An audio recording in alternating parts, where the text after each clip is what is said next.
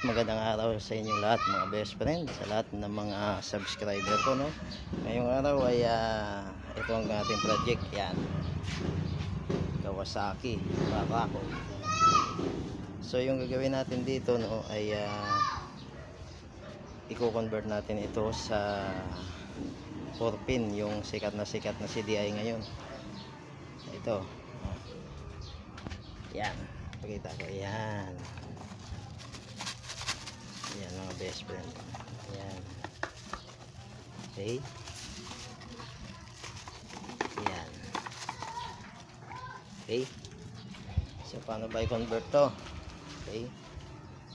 Yung Barako na nga pala ito, no, ay gumagana ito. Ito yung kanyang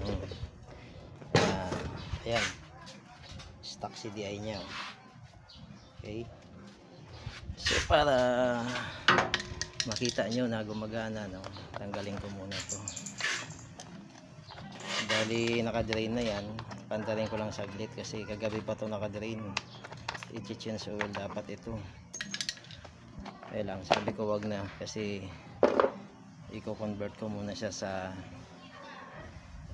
4-pin CDI. Okay, so irekta ko muna dahil nadala yung susi. O tol, pakihawak nga, meron na akong tagahawak ng video. Okay,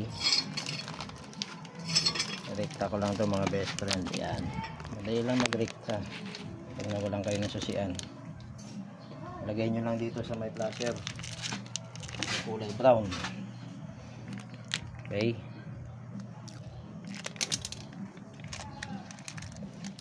tapos lagay nyo syempre sa positive ng battery. Ganap lang kayo dyan. Yan, dito pantarin ko lang saglit, no, para makita nyo na gumagana talaga yung kanyang stock CDI, no. So yung video na to, no, depende na to, no, kung halimbawa wala kayong pambili ng original na CDI, pwede nyo gawin to. Okay, yan, umilaw na. Pantarin ko lang saglit, no. Okay.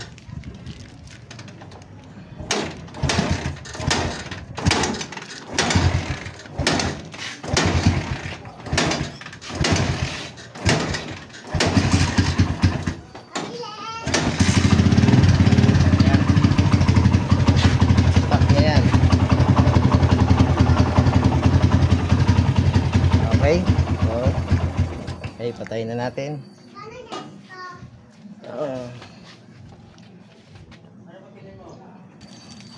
So sa pag-convert ng 4-pin CDI, no, ito yung mga kailangan natin. Ito, CDI socket, electrical tape, at ang pinakamahalaga sa lahat, yung magneto. Okay, okay, kasi tatiming natin yung kanyang kuryente, no. Kung meron kayong extra magneto, gamitin nyo, pero kung wala, gamitin nyo yung nakakabit dyan mismo, no. Mamaya ipaliwanag ko dito, no. So ang gagawin ko muna ay iwa-wiring muna natin yung kanyang CDI, tapos uy, naputol.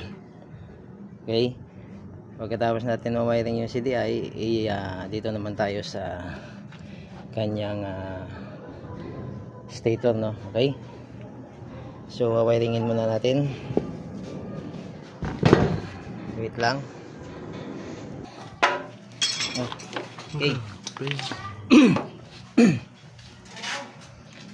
Okay mga best friend, dito na yung wiring ng ating 4-pin CDI, no. Tanggalin na lang natin tong gitna kasi wala na rin yan, 4-pin lang. Yan. Yan mga best friend, ganyan. Unahin natin tong kaliwa. Ayan, bandang itaas. So, ilagay nyo to sa pulser ng ating wire ng ating Barako. Ito yung kulay green na may lining na ano ba to? Puti. Yan. Yan nyo siya ilalagay. Okay.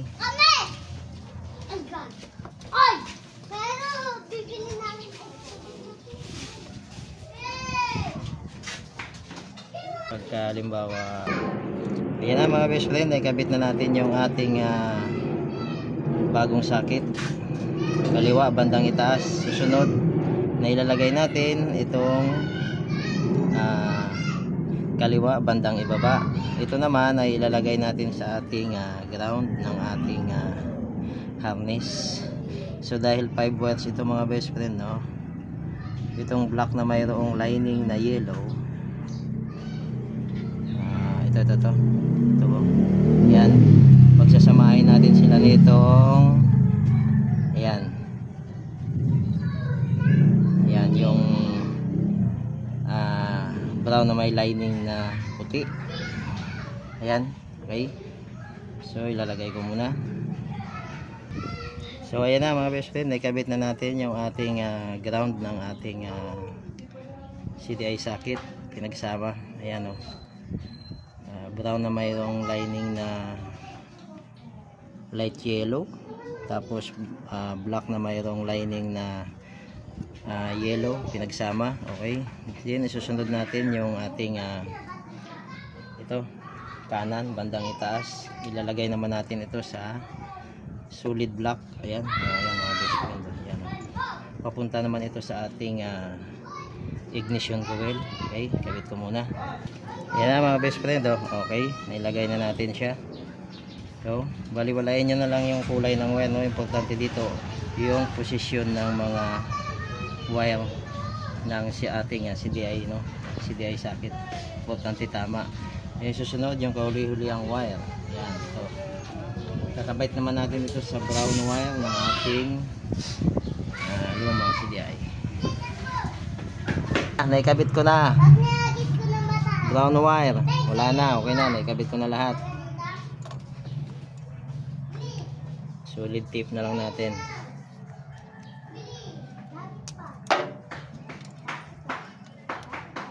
Ayan. Okay, no, ayan na, nagawa na natin. Naikabit ko na yung kanyang CDI. Ayan.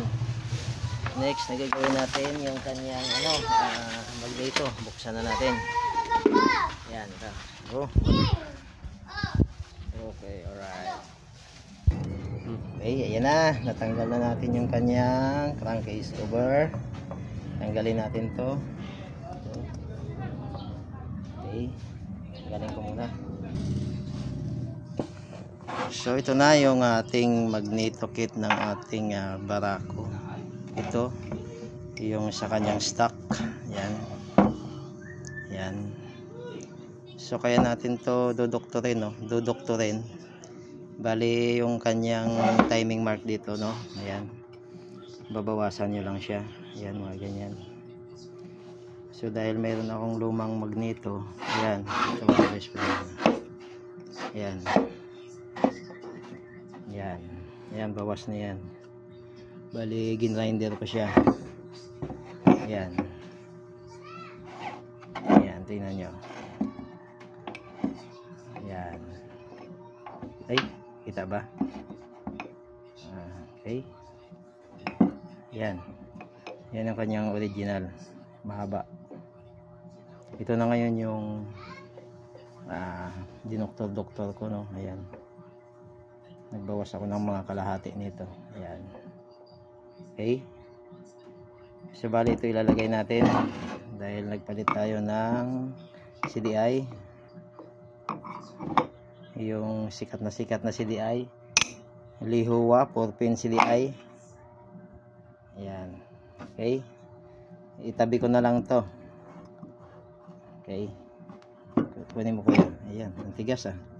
So ibalik na natin tong ginawa kong dinoktor natin na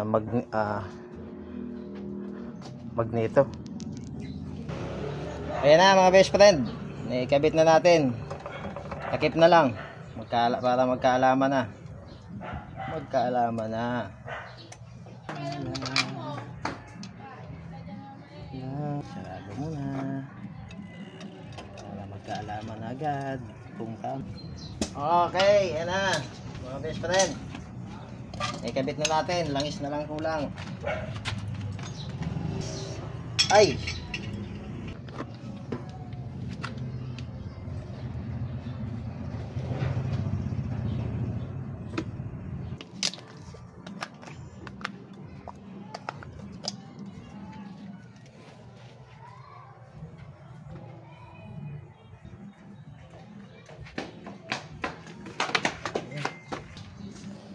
Okay, sound check na tayo. Parang sound Kompleto na lahat. Try na natin kung gana. Hawak kuya. Try natin panda rin kung pakadali panda rin. Andar agad.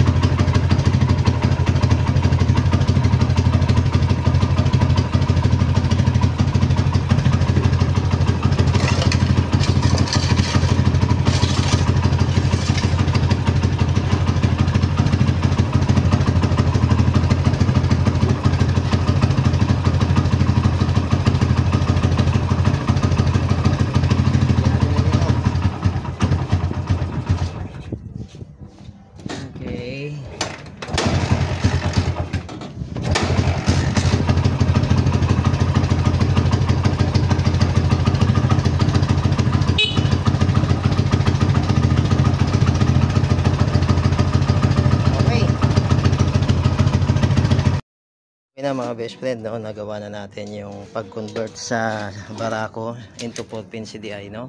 So dagdag ko lang, no, bukod doon sa magneto na tiniming na binawasan natin, kapag halimbawa ay hindi nyo pa rin mapatino, no, ito lang gagawin nyo. Yan, dito sa pulser coil, no, yan, yung green wire na ang green na mayroong lining na yellow, at saka yung ito yung yellow na light yellow ba ito, light brown. Yan, pagpapalitin mo lang sila ng pwesto, no. Yan, kagaya ng ginawa ko. Itong green na mayroong lining na yellow, pinagsama ko sila ng black na mayroong lining na yellow, which is ground yan ng ating Barako. Pagsamahin nyo sila, then yung light brown ng ating pulser, yan ang magiging pinaka trigger nya, no. Yan, kita nyo. Okay, so subukan natin paandarin. Ay kuya, kabit mo nga muna to sa brown kasi wala tayong susi dito. Salpak mo lang sa brown. Yan, okay na, umilaw na. Yan, daling ko yan mga best friend, bukang kumbiritin, ano, para malaman nyo na hindi palyado, no.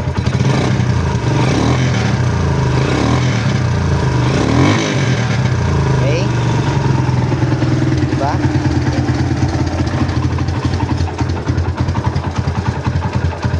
Diba? Okay, siyang panda rin.